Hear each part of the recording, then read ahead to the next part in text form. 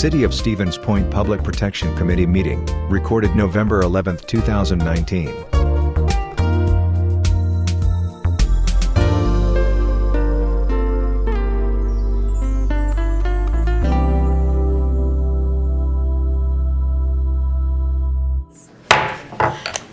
I have 6:26. We will call the Public Protection Committee meeting to order. It appears we have a quorum. So, first item on the agenda is an appeal of notice for service charge for a property maintenance violation at 2219/2221 Dixon Street. Anybody in the audience from that address regarding the appeal? Name and address for the record. Thank you. You bet. Nancy Roppy, 925 Smith Street. Ordinarily, I wouldn't speak on a property violation appeal, but I was at the October 14th meeting, and I was really struck by the sympathetic overtones toward this appeal, especially in light of the fact the appellant didn't bother to attend the meeting. And because of a sentence in the appeal, it said, "We save all notices and file them." So this got me to thinking there must be an abundance of previous violations, so much so that it was necessary to start a file folder for that paperwork. So I did a simple search of the property address and found that there have been no less than 8 total violations to date. So in addition to the one you have before you from July 9th, they were cited on September 17th, 2019 for grass, June 3rd, 2019 for grass, December 31st, 2018, the sidewalk wasn't shoveled, August 13th, 2018 for grass. On April 3rd, 2018, after a tenant complained about mold making her child sick, inspection found multiple violations, including plumbing deficiencies, deteriorating masonry chimney, rear porch not structurally sound, no carbon monoxide detector, door to the rear porch deteriorated with steps caving in, electrical violations, furnace installed with no permit, and no guardrail on the basement steps. On June 23rd, 2017, they also had a grass violation, and again on May 26, 2017. Clearly, this landlord is a chronic violator undeserving of any sympathy. Every time you consider waiving an appeal like this, you undermine the work Mark Cordes is doing to bring substandard properties like this one up to the basic minimum neighborhood standards. You send a message to the violator: keep violating. When you waive fees incurred for mowing or shoveling, you incentivize the violator to not perform regular upkeep because eventually the taxpayers will foot the bill. This landlord probably has a motto: property violation, then we mow. No property violation, let it grow. Having received notices for grass violations prior to July 9th, this property owner was well aware failure to perform routine grass cutting would result in the issuance of a service charge. They shouldn't wait for the city to notify them that they need to cut their grass. If you don't stand behind Mark Cordes when he issues violations to citations to chronic violators like this one, his time would be better spent banging his head against a brick wall. If you feel the inclination to feel sorry for someone, feel sorry for the tenants who live there. Sorry. Or for the neighbors who have to look at this unsightly, dilapidated property and empathize with them, knowing it's bringing their property values down. Raise your hand if you'd like to live next door to this rundown rental property. It's likely even the landlord wouldn't want to live next to this property. No, they live in Wisconsin Rapids, which got me to wondering about the conditions they live in versus what their tenants live in. Depending on which realty site you rely on, their home, pictured here, is 4 to 5 bedrooms, 2 baths, and about 2,200 square feet. Online pictures show it's a really nice home. Nicely updated, beautiful kitchen, bathrooms, full basement, finished basement. The lawn is nicely cared for, several nicely cared for trees. Now contrast that with the Dixon Street property. Lawn unmowed, scrub trees growing out of the foundation, gutter bent and hanging down in front, and that's just the street view. The committee even considering granting this appeal is all the more infuriating because I happen to know the individuals who live just east of this property. One lady is cognitively disabled, another has MS and is recovering from a broken arm, ankle, and foot, suffered from recent falls, and the gentleman living there has had surgery on both shoulders and both knees. Yet somehow, they keep their lawn mowed, they keep their sidewalk shoveled, and they keep their home in good repair, all without citations from the city to prompt them. This violator is disrespecting the neighborhood improvement coordinator, this committee, the taxpayers who will have to pick up the tab for their property neglect, and the city of Stevens Point. Do not grant this appeal. Thank you. Thank you. Anybody else from the audience? Commissioners, committee members? Thank you. Alderman Abel? I would like to thank this resident for bringing this forward. I think that she's said it very well. I looked at this and thought I could not believe there was even a thought of appealing this. So I move that this be denied, the appeal on this notice at 2219, 2221 Dixon Street, denied. Second, please. Okay, Yeah. so we have a motion and a second. Any comments from Yeah, I do, yeah. Alder Dugan? I could not say it any better than Nancy Rope. She's really done her homework as well, something I used to do when I was doing what you're doing.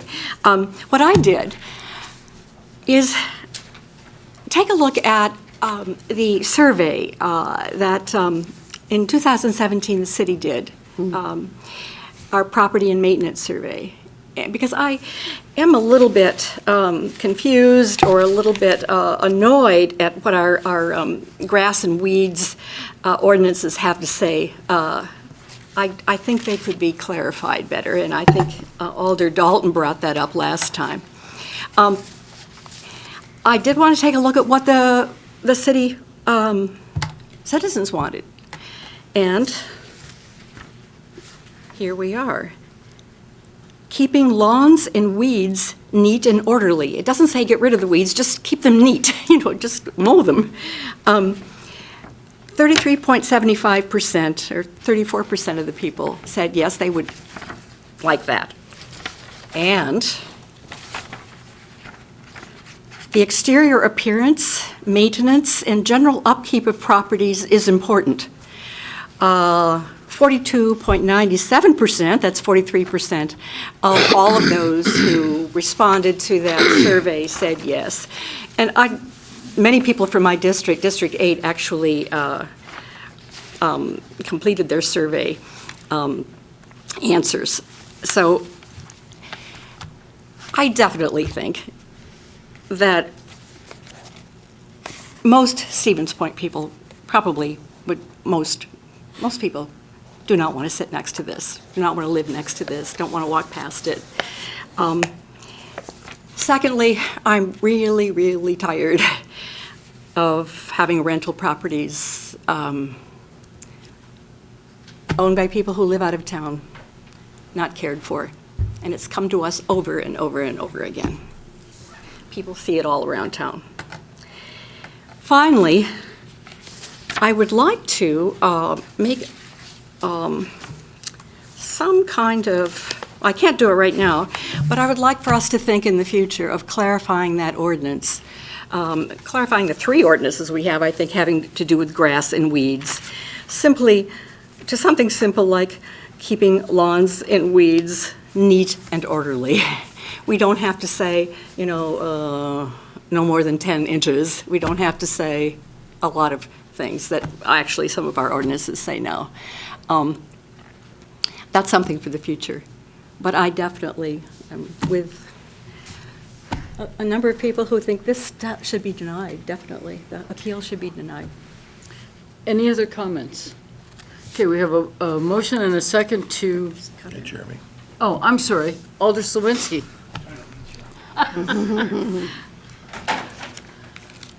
Alder Slawinski, 6th District, I agree, this should be denied.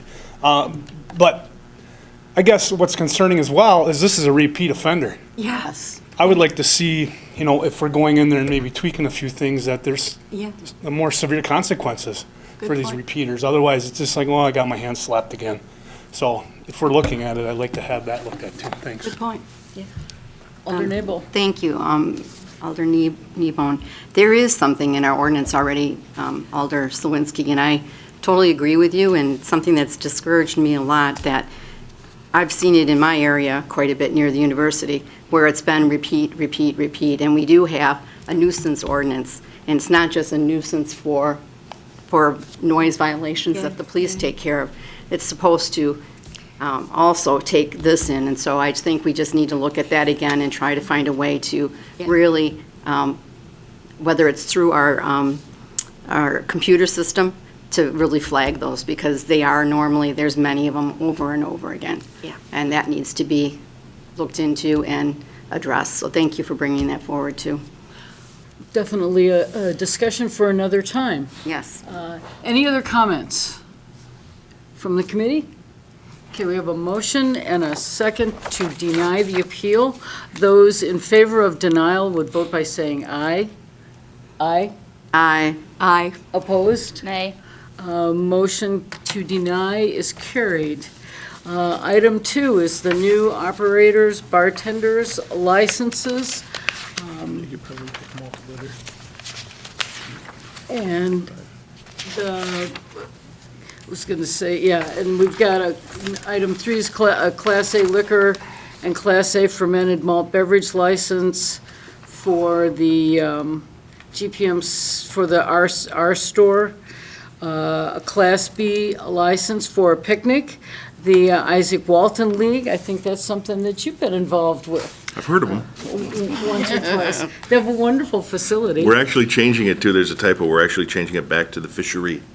Oh, really? Okay. And we have a change of corporation, a limited liability company regarding Mi Pueblo restaurant on Main Street with, that actually is a little confusing. It doesn't look like, I'm not sure what changed exactly, if the clerk. They could- moved to a corporation from an LLC. It's Okay. the same group, they just changed from corporation to Okay, LLC, that's- which necessitates, That's what I thought it looked like. Well, nothing else has changed, so, and we might as well take number 6 as well, the request to hold an event, street closing for the downtown holiday parade that'll be held on, I wanted to say October, November 22nd. So, Chief, any issues with any of these? So the only thing I would reference, and in the application process, understandably, we're asking the applicants to fill out whether or not law enforcement or auxiliary are needed. Clearly with the parade, as it's recognized that it's been taking place for many years, we have auxiliary. There are many times where mid-state students are involved as well, and law enforcement. So just recognizing that they will also be involved in that. And I know the applicant was here. They may be in the overflow room. If anybody would like to hype any of the events? I have one thing to note. The Class A liquor license going to GPM Southeast, that is a change of ownership. The actual change of ownership takes place tomorrow. In anticipation of that, not going to council until next week, I've issued a probationary license to them to operate for the 6 days so they don't have to close down their liquor section. By statute, I'm allowed to do that, and I have done so. Okay. Any questions from the committee? Any comments from people in the audience? Okay, we'll bring it back to the committee for a motion. I'd make a motion to approve the collective licensing and event street closing. Okay, Perfect, I second. and a second by Alder Nabel. Again, any comments? Anybody want to advertise, want to say anything about the fishery? Yeah, just that it's the 56th annual Isaac Walton League Fishery. It's always held the Saturday before Super Bowl. This year it's February 1st, down at McDill Pond. And same thing with the holiday parade. I have on good account that Santa and Mrs. Claus may be making an appearance. Me? May. Well, they're busy this time of the year. But I think they're going to be there, so. But they do have all those helpers. They do, but, it's hard to get good employment, Good. good labor. I don't know. Short on the labor. Alder Dugan. I want to announce that I will be there at District 8 with her Santa hat on and her T-shirt over a great big down coat that says District 8. Yeah, I'm looking forward to that. I may wear my Rudolph nose again. Although with the weather today, I don't know that I need any help getting a red nose. So we have a motion and a second to approve the license list, the liquor, Class A liquor and Class A fermented malt beverage license for the R Store, the Isaac Walton League picnic license, the change of corporation, and the holiday parade. So all those in favor would vote by saying aye. And those opposed would vote by saying no, and we'll call the vote. Aye? Aye. Opposed? Okay, motion is carried. All the events are approved, and we are adjourned at 6:42.